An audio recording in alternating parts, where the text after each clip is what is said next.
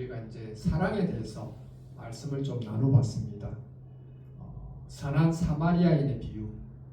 선한 사마리아인이 사마리아인인데도 유대인을 도와주는 정말 그렇게 할 수 없는 그런 사랑을 보면서 우리는 또 우리가 어떻게 사랑을 해야 되나 또 생각을 하면서 또한 우리는 할 수 없으므로 예수님의 그 사랑을 우리가 하나님 그 사랑을 생각하게 하는 사마리아인의 비유를 보았습니다. 그리고 나서 또 우리가 배운 게 하나님이 원하시는 사랑이 무엇인가, 우리에게 무엇인가를 또 보았죠. 그래서 보니까 원수를 사랑하는 거죠. 원수에 대해서, 원수 사랑에 대해서 또 그 다음 주에 쭉 나눠줬습니다. 그리고 지난주에는 고린도전서 13장 말씀으로 사랑의 대체 본질이 무언가 말씀을 나눴습니다. 그래서 3주 동안 나눈 말씀을 쭉 보면은 사랑에 대한 우리 사람의 태도에 대해서 우리 사람의 관점에서 말씀을 나눴는데, 오늘은 이제 하나님의 사랑, 하나님이 우리에 대한 사랑에 대해서 한번 나누보는, 또 생각해보는, 묵상해보는 그런 시간을 가지도록 하겠습니다. 오늘 본문 말씀 요한복음 3장 16절 말씀은 하나님의 사랑이 가장 압축된 표현으로 간결하고 정확하게 나타나 있습니다. 가장 간단하면서도 아주 압축된 말씀이죠. 그래서 이 말씀은 두 가지 별칭을 가지고 있습니다. 하나는 작은 복음이라고 불려주고 있습니다. 우리가 전도할 때 요한복음 3장 16절 말씀 가지고 전도를 하는 거죠. 그러면서 작은 복음이죠. 그래서 이 요한복음 3장 16절은 왜 작은 복음이라냐면 성경 66권 다 한마디로 한 단어로 표현을 하라면 예수 그리스도입니다. 예수 그리스도. 우리가 성경을 보면 구약 오실 예수님, 또 오신 예수님, 또 다시 오실 예수님, 이렇게 모든 것이 예수 그리스도 중심으로 해서 기록이 되어 있는 거죠. 그래서 이 복음이 작은 복음이라고 우리가 알 수 있는 거죠, 성경이. 그리고 성경을 또 하나의 성경 구절로 표현한다면 오늘 본문의 말씀이겠죠.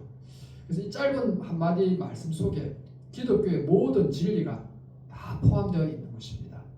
그리고 종교개혁 이후에 이 본절은 또 작은 복음이라고, 복음서 중에 복음이라고 그렇게 늘 불리고 있습니다.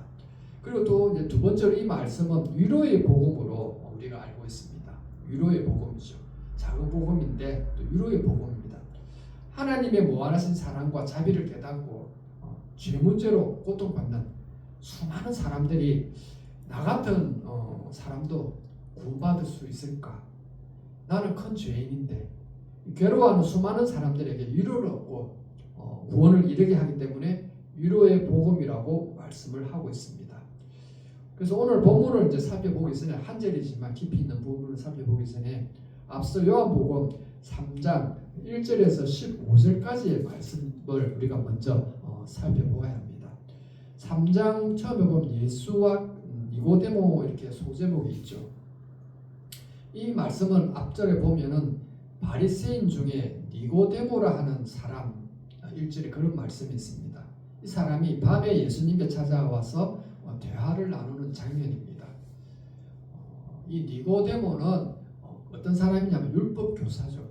그래서 율법에 아주 통하고 모르는 게 없는 사람인데 밤에 예수님을 찾아왔다 되어 있습니다.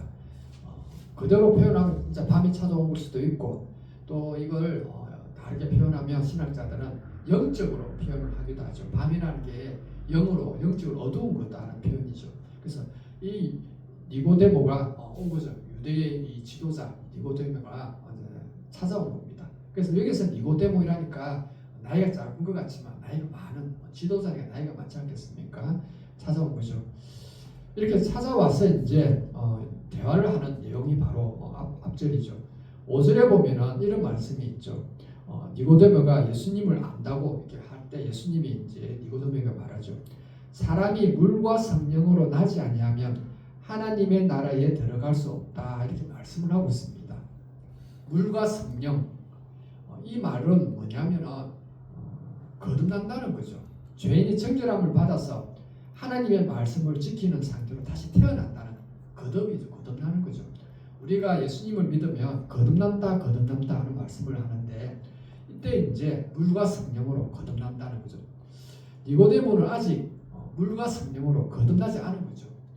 왜냐하면 성경적으로는 많이 알고 구약에서 많이 알지만 아직까지 거듭나지 않은 거죠. 그래서 하나님 나라를 볼 수도 없고 여전히 영적 어둠 상태에 있는 겁니다. 그래서 밤에 찾아왔다는 거에 어둡다는 거죠. 아직까지. 이런 맥락에서 오늘 이제 본문이 시작을 합니다. 오늘 본문은 아직 니고데모와의 대화 중에서 예수님이 들려주신 거죠.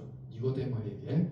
그래서 니고데모에게 예수님이 물과 성령으로 거듭나길 바라시면서 그러면서 그 방법이 바로 요한복음 3장 16절에 이 말씀을 전하신 것입니다. 또한 요한복음 3장 16절은 그 앞구절 14절 15절하고도 연결이 되어 있습니다. 16절 바로 앞구절에 보면 어떤 의미인지 우리가 살펴본 것입니다. 우리말 성경에는 하나님이 세상을 이처럼 사랑하사 이렇게 번역이 되어 있지만 헬라어 본문을 보면 이처럼 하나님이 세상을 사랑하셨다 되어 있습니다. 이처럼을 또 한번 번역을 하면은 이와 같은 방식으로 하나님이 세상을 사랑하셨다는 거죠.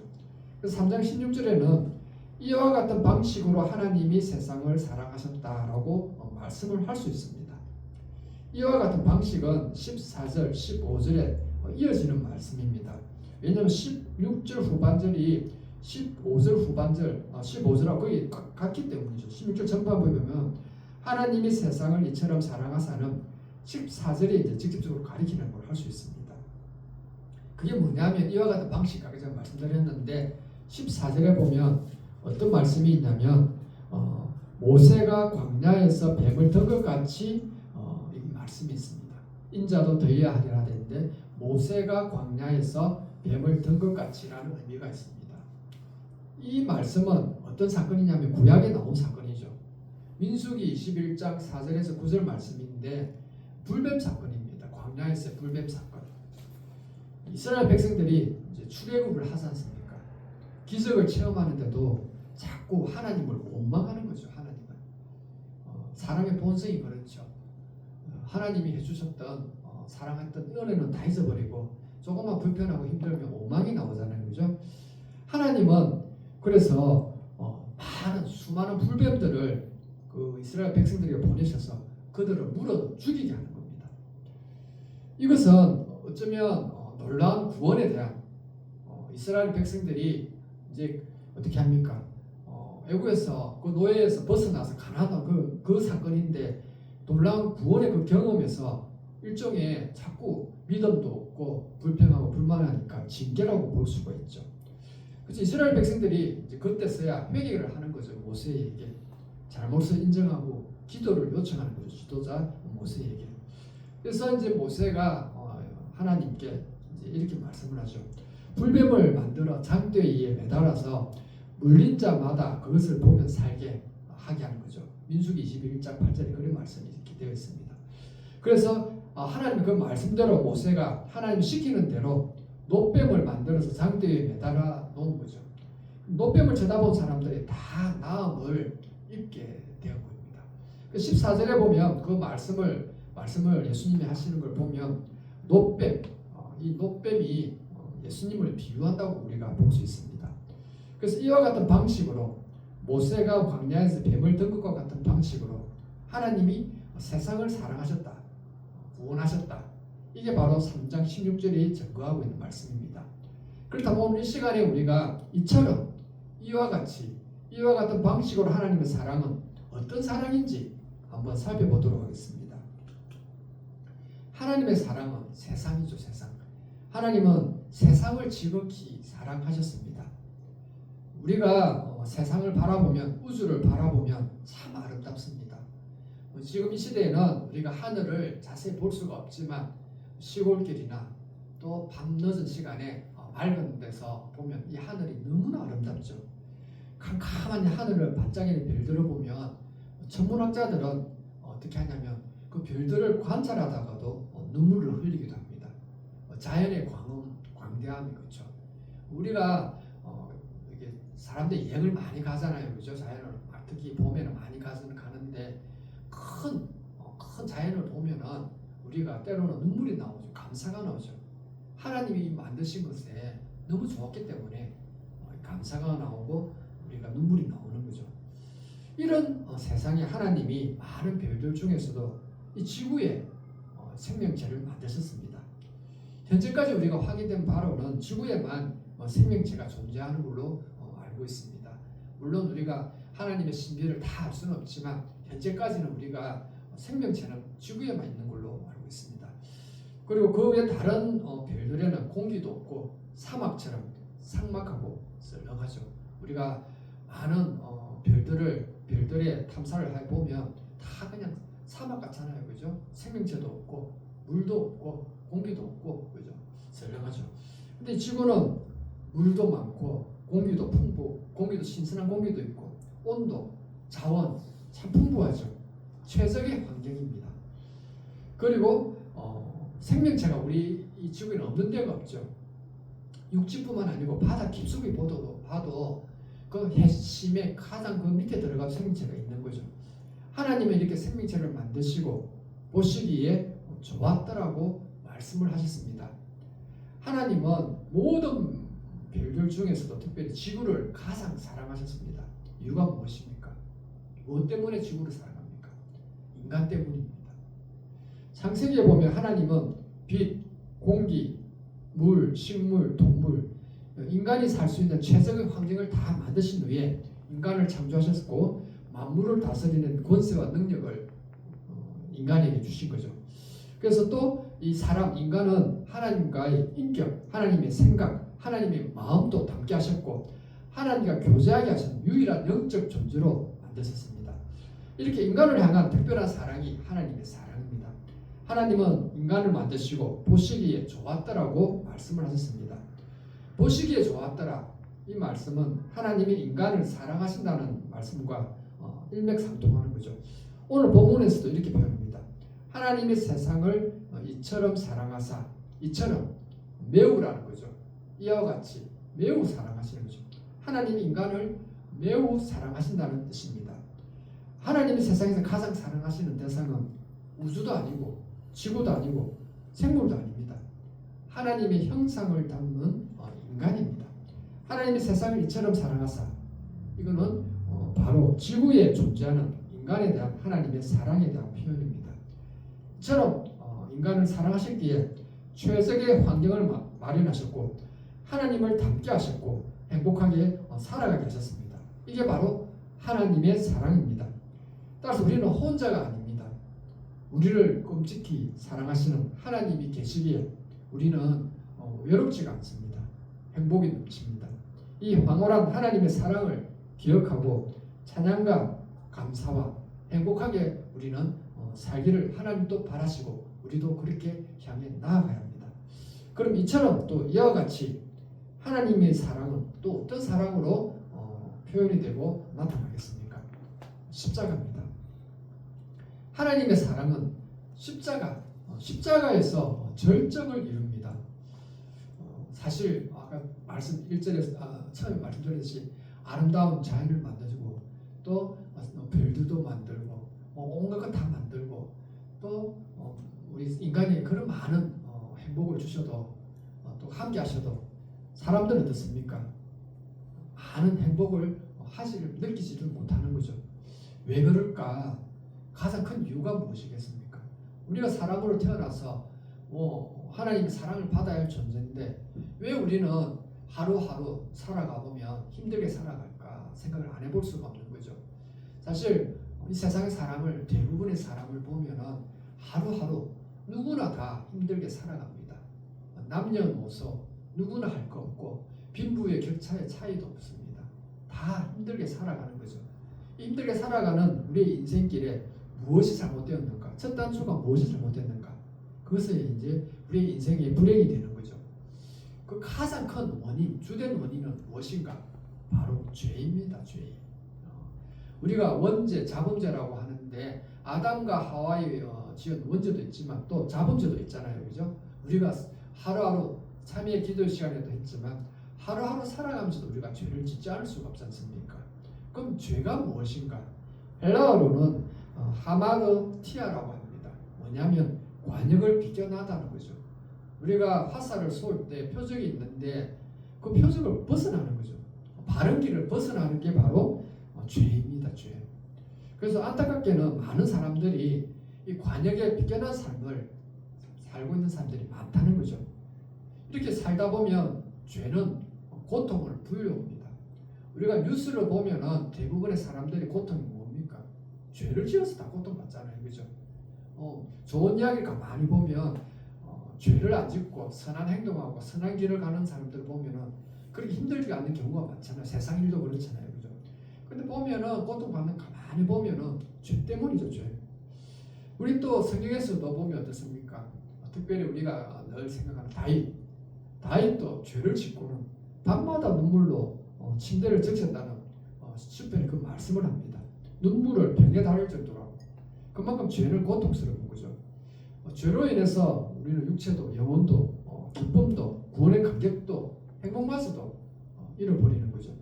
죄로 인한 고통은 참으로 심각합니다. 우리가 죄 때문에 고통을 겪고 죄 때문에 우리는 하나님과의 교류도 막히는 거죠. 우리가 죄를 자꾸 짓다 보면 하나님의 가장 큰 우리에게 징벌이 뭐냐면 내버려 두사입니다. 내버려 두사는 징계도 안 하는 거죠. 이제는 그냥 가만히 두는 거죠. 그때 되면 하나님과의 그 호흡, 하나님과의 관계, 동행도 모르는 시기가 오는 거죠. 근데 사람은 영적으로 그때 자기가 잘나서 잘 되는 줄 아는데 하나님과의 교류가 막히고 내버려 둠을 통하면 우리는 그때부터 점점 고통이 오는 거죠. 하나님 주시는 기쁨, 은혜, 행복 다 잃어버리는 거죠. 하지만 하나님은 인간을 이대로 방치하지 않으시는 거죠. 그대로 안 둡니다. 뭐냐면 오늘 본문 말씀처럼 독생자 예수님을 이 땅에 보내시는 거죠. 그러면 이 예수님은 우리에게 무엇을 하셨습니까? 로마서 8장 이렇게 말씀을 합니다. 우리가 아직 죄인 되었을 때에 그리스도께서 우리를 위해 죽으심으로 하나님께서 우리에 대한 자기의 사랑을 확정하셨느니라 되어 있습니다.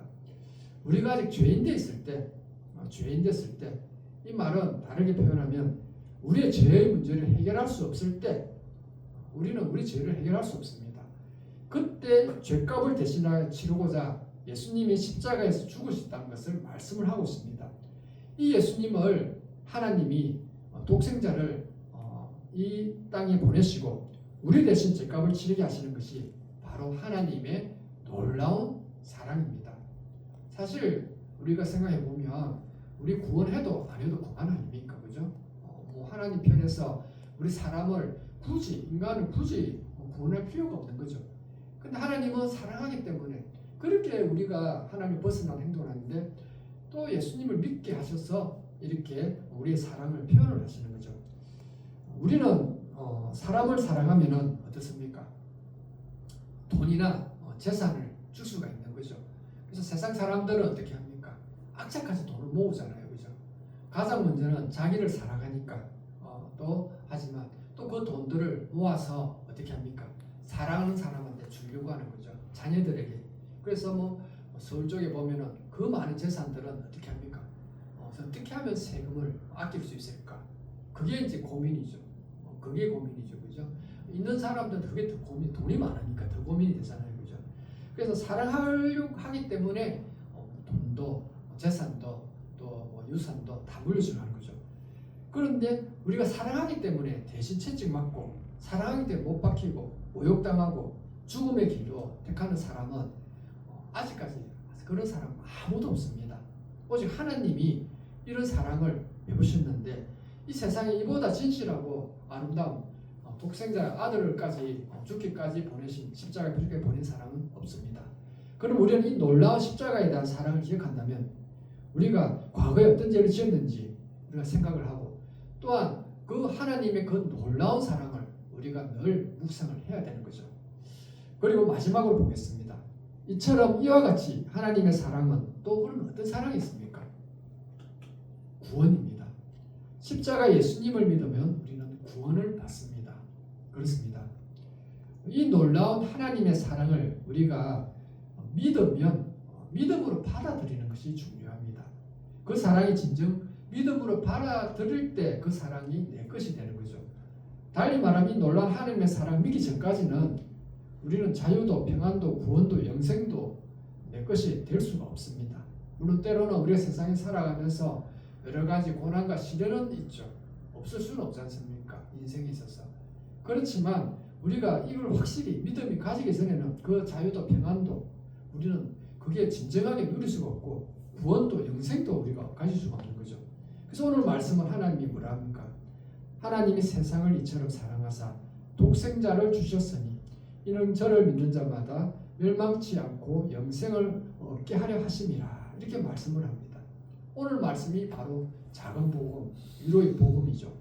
하나님이 아들을 이 땅에 보내신 것은 예수님이 손수 십자가에 못 박혀 처절한 죽음을 당하고 우리 죄를 용서하신 것도 우리와 이와 같이 오늘 또 예배를 드리는 우리를 구원하시기 위한 사랑이었습니다. 이 놀라운 사랑을 믿어야 합니다. 또 그 믿고 의지해야 하는 거죠. 그리고 그걸 믿고 의지하는 자에게 멸망하지 않고 영생을 얻는다고 오늘 성경 그 66권 그 모든 것을 작은 복음 3장 16절에서 요한복음에서 말씀을 하고 있습니다. 하나님은 하나님의 그 놀랍고 큰 사랑으로 우리를 독생자 아들 예수님을 보내셔서 그의 믿음으로 구원을 인도하십니다. 우리는 여전히 그 현실을 살아가면서 눈으로 보이지 않기에 손으로 만질 수 없기에 느낄 수 없기에 늘 때로는 믿음을 가지기보다는 망각할 때가 많죠. 그렇습니다. 그렇지만 하나님은 우리가 믿음을 느끼든 안 느끼든 망각하든 안 하든 늘 함께 하시고 또 우리가 그 믿음으로 구원받기를 하나님은 늘 우리를 바라보시며 또 하나님은 그 놀라운 사랑으로 계속 우리를 사랑합니다. 참으로 그렇습니다. 우리가 십자가의 주님이 나의 죄를 위해 돌아가셨음을 믿기만 한다면 사망에서 생명으로 지옥에서 천국으로 구원을 받는 것입니다. 사순절 기간입니다. 교회는 절기가 있는데 왜 교회에서 이런 절기를 정했을까? 사람이 잘 잊어버리기 때문이죠. 사순절 기간에 우리가 잘 잊어버리기 때문에 예수 그리스도의 십자가를 생각해라. 하나님의 그 사랑 안에서 독생자 예수님을 생각해라는 거죠. 특별히 봄에는 얼마나 만물이 소생하잖아요. 그죠? 그러면 세상의 것들이 마음이 많이 뺏길 수가 있지 않습니까? 또 봄에는 새로운 준비를 하다 보면 세상의 그 새로운 준비에 마음이 뺏길 수도 있잖아요. 그럴 때 우리의 마음이 어떻습니까? 그것을 즐기지 말라는 소리가 아니고 그럴 때 사순절 기간에 늘 어떤 가운데 있을지라도 십자가를 묵상하면서 독생자 예수님 자신을 내어주기까지 사랑하신 그 예수님 또 그 하나님 그 사랑 자신이잖아요. 예수님이 자신의 그 사랑을 늘 묵상하는 거죠. 그러면서 오직 예수님이 내 죄를 위해 돌아가심을 믿고 그 믿음이 충만해서 오늘도 내일도 승리하는 우리 모두가 다 되시기 간절히 축원합니다. 기도하겠습니다.